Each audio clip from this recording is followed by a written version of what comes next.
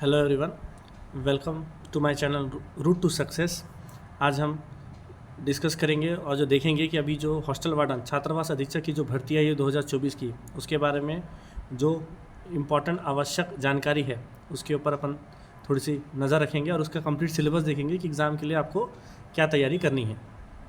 जैसा कि ये जो पद निकला था, ठीक है, पदों का विवरण एक बार देख लेते हैं, जिसमें कि कुल जो पद है, जिसमें वर्गवार संख्या में अनारक्षित का 114 पोस्ट, अनुसूचित जनजाति का 33 पोस्ट, अनुसूचित जाति का 33 पोस्ट, अनुसूचित जनजाति का 87 पोस्ट, अन्य पिछड़ा वर्ग ओबीसी का 37 पोस्ट।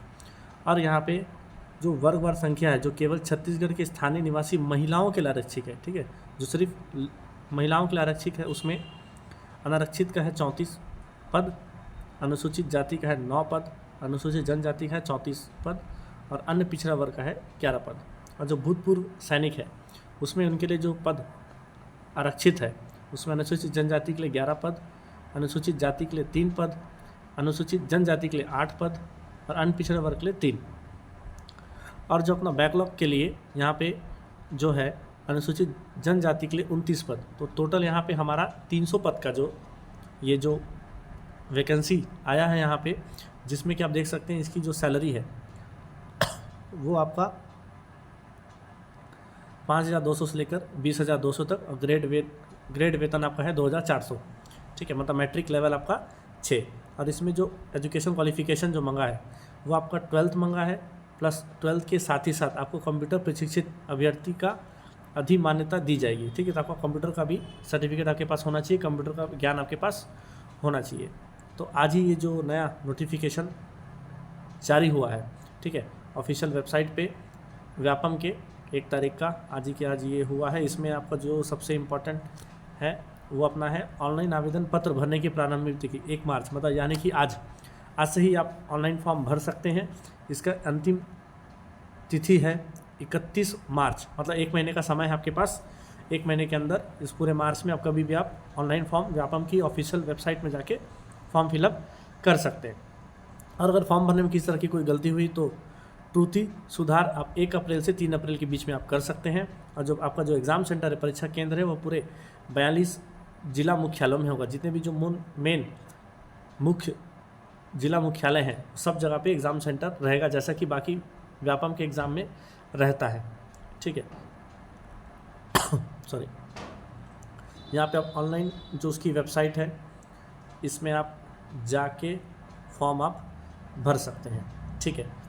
खुद भी भर सकते हैं या फिर आप कैफ़े जाके भी भर सकते हैं या किसी से भरवा सकते हैं, लेकिन आप पूरे मार्च महीने का समय है जिसमें आपको ये फॉर्म भरना है। अब डिस्कस करते हैं हम सिलेबस के ऊपर, ठीक है। कुल आपका यहाँ पे 100 प्रश्न होंगे और 100 अंक का होगा, मतलब एक प्रश्न 1 अंक का होगा, ठीक है। जिसमें कि भाग ए जो है वो सबसे इम्पॉर्टेंट है, कंप्यूटर संबंधी सामान्य ज्ञान, मतलब कंप्यूटर से रिलेटेड जो है बेसिक जनरल नॉलेज कंप्यूटर से रिलेटेड है। इसको यदि आप अच्छे से देखोगे तो इसमें ध्यान से आपको ये देखना होगा कि जो प्रश्न पत्र के इस भाग से 30 नंबर का पेपर होगा आपका कंप्यूटर से रिलेटेड, जिसमें कि 50% अंक लाना कंपलसरी है। 50% मतलब 30 नंबर में, मतलब आपको कंप्यूटर में 15 नंबर आपको लाना ही है, तभी आप एग्ज़ाम में पास हो पाएंगे। बाकी जो है सब्जेक्ट्स में जितने मार्क्स लाएंगे टोटल होकर आपका मेरिट बेस निकलेगा, लेकिन सबसे पहला क्राइटेरिया यही है कि आपको कंप्यूटर संबंधी सामान्य ज्ञान में 15 अंक आपको लाने ही हैं। सिलेबस यहाँ पे थोड़ा देख लीजिए। कंप्यूटर का परिचय, कंप्यूटर के उपयोग, कंप्यूटर किस कहाँ जगह उपयोग किया जाता है, क्यों किया जाता है, इसकी जानकारी सहित कंप्यूटर का प्रमुख भाग, मतलब CPU, input device, output device, सामान्य जानकारी, प्रिंटर कितने प्रकार के होते हैं, ऑपरेटिंग सिस्टम के नाम, उनके काम सॉरी, वर्ड प्रोसेसर, स्प्रेडशीट, मतलब आपका पीपीटी, पावर पॉइंट, ये सब चीज़ आपको पढ़ना है। और इंटरनेट का क्या क्या यूज़ है, वेबसाइट क्या होता है, डॉक्यूमेंट वेबिंग क्या होता है, वेबसाइट का सामान्य जानकारी आपको होना चाहिए। और साथ ही साथ एंटीवायरस के उपयोग के बारे में आपको पता होना चाहिए, मल्टीमीडिया के बारे में आपको पता होना चाहिए, ऑडियो वीडियो टेक्स्ट से रिलेटेड कि जीपीजी फाइल क्या होता है, सीडी क्या होता है, ये सब से related, CD DVD, Google AltaVista, मतलब गूगल से रिलेटेड कौन बनाया, कब बनाया, ठीक है, कैसे उसका इस्तेमाल होता है, कैसे सर्च इंजन को आप पहचान सकते हैं या क्या कौन कौन से सर्च इंजन है नहीं है। तो इससे रिलेटेड ये जो कंप्यूटर का जो सिलेबस है 30 क्वेश्चन आएंगे, इससे 15 आपको बनाना ही है, तभी आप एग्ज़ाम में पास होंगे। इसके बाद आता है अपना हिंदी व्याकरण। हिंदी व्याकरण में 5 प्रश्न इससे आएंगे 5 नंबर के।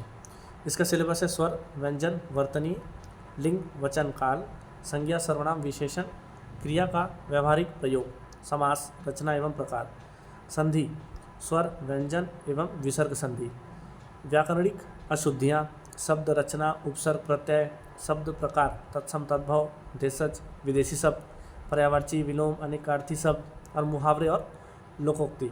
तो ये सब चीज़ आपको हिंदी में पढ़ना है, जिससे कि 5 नंबर का क्वेश्चन आएगा। इंग्लिश में आपका 5 क्वेश्चन आएगा 5 नंबर का, जिसमें है अपना ग्रामर में आता है number, gender, article, pronoun, adjective, verb, conjunction का यूज़, प्रीपोजिशन का use, active voice, passive voice, direct indirect narration, synonym, antonym मतलब कोई समानार्थी, विलोम शब्द, वन वर्ड सब्स्टिट्यूशन यानी कि अनेक शब्दों के एक शब्द, स्पेलिंग मतलब पूछेगा कि ये स्पेलिंग सही है कि नहीं है, मतलब सही स्पेलिंग पहचाना, जैसे हिंदी में आपका शुद्ध अशुद्ध है उसी प्रकार है। और रही बात गणित की, तो गणित में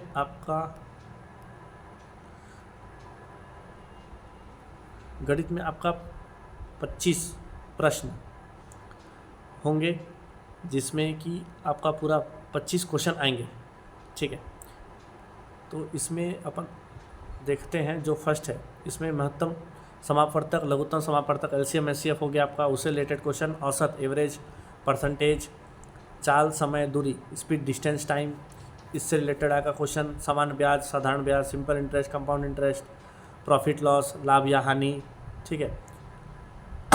मतलब किसमें कितना परसेंटेज मृत्यु दर, जनसंख्या बढ़ रहा है घट रहा है, रेखा, लाइन्स एंड एंगल्स, रेखा तथा कोण, ठीक है।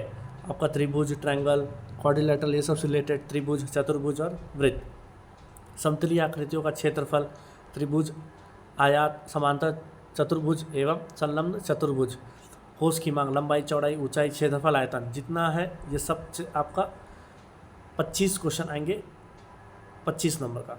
इसके बाद जो आता है अपना समान ज्ञान, जो कि 15 अंकों का होगा और 15 प्रश्न इसे आएंगे।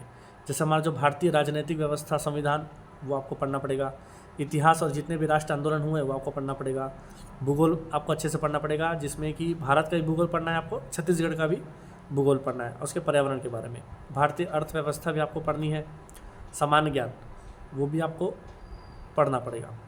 इसके बाद आता है अपना सामान्य विज्ञान, खेल और शिक्षा, योगा, मूल शिक्षा, ये सब चीज़ आपको इसमें पढ़ना पड़ेगा। इसके बाद आता है हमारा जो समसामयिकी घटना क्रम, खेलकूद और देश विदेश में, इसमें 5 क्वेश्चन पूछेगा। जितने भी राष्ट्रीय अंतर्राष्ट्रीय घटनाएं हैं, जो खेल है यानी कि आपकी जो भी आपका करंट अफेयर है वो आपको अच्छे से देखना होगा। छत्तीसगढ़ की सामान्य जानकारी, जो कि 5 अंक आएंगे, 5 प्रश्न, मतलब यहाँ छत्तीसगढ़ का इतिहास के बारे में पूछा जाएगा। यहाँ पे राजनीतिक जितने घटनाक्रम हुए हैं और जो भी इम्पोर्टेंट महत्वपूर्ण व्यक्तिगत है उनके बारे में आपको पढ़ना पड़ेगा। इसके बाद आपका आता है बाल मनोविज्ञान। बाल मनोविज्ञान 10 अंक का 10 क्वेश्चन होगा, जिसमें आपका शिक्षा एवं मनोविज्ञान, बुद्धि और व्यक्तित्व की अवधारणा, समावेशी शिक्षा, सृजनात्मक एवं व्यक्तित्व, भिन्नता, निर्देशन एवं परामर्श। तो ये आपका ये पूरा कंप्लीट सिलेबस है, जो कि आपको हॉस्टल वार्डन की तैयारी करनी है। तो अब जल्द से जल्द, जिन लोगों ने भी मेरे चैनल को सब्सक्राइब नहीं किया है, जल्द से जल्द इस तरीके के इम्पॉर्टेंट मैसेज और जानकारी को पाने के लिए हमारे चैनल को सब्सक्राइब करें, लाइक शेयर कमेंट करें, अपने फ्रेंड्स लोग के साथ शेयर करें। Thank you.